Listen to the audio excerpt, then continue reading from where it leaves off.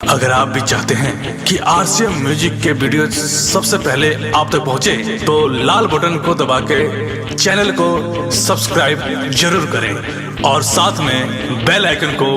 दबाना ना भूलें।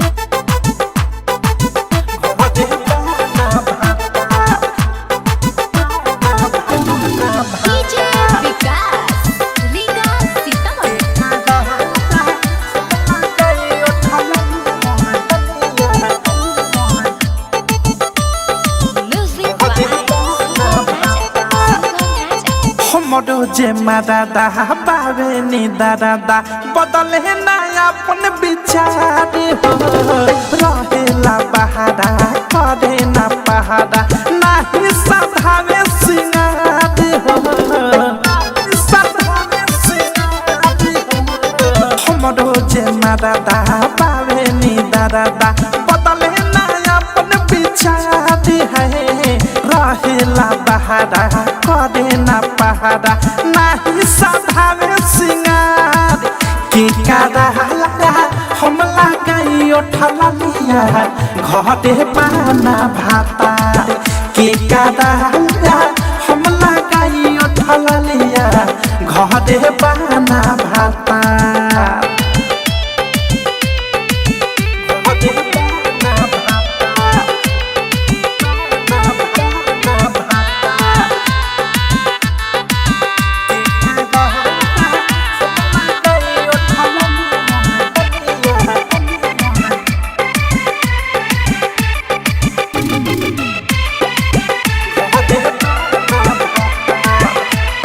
दोनों जो बनावा में लागल बाया कि पियावा के जगे तकियावा से भायाबी दोनों जो बनावा में लागल बाया कि पियावा के जगे तकियावा से भायाबी खोजिले सजिया पर प्यार हो खोजिले सजिया पर प्यार के कारा हम लगाई उठला लिया घरे पाना भाता के कादा हम लगाई उठला लिया घरे पाना भाता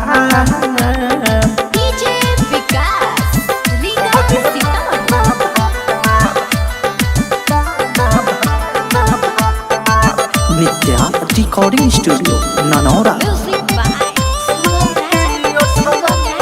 राइटर डाकेश पिया आवे ना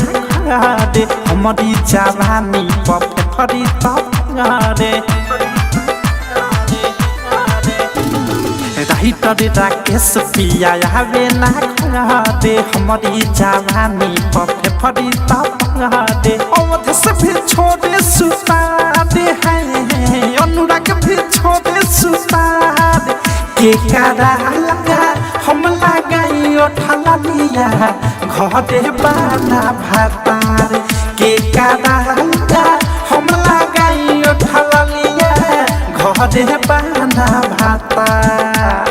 हमरो जे मादा पावे नी दादा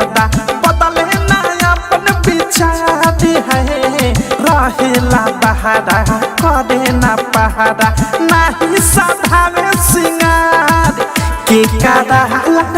हम लगाई उठला लिया घरे पाना भाता के कादा हम लगाई उठला लिया घरे पाना भाता।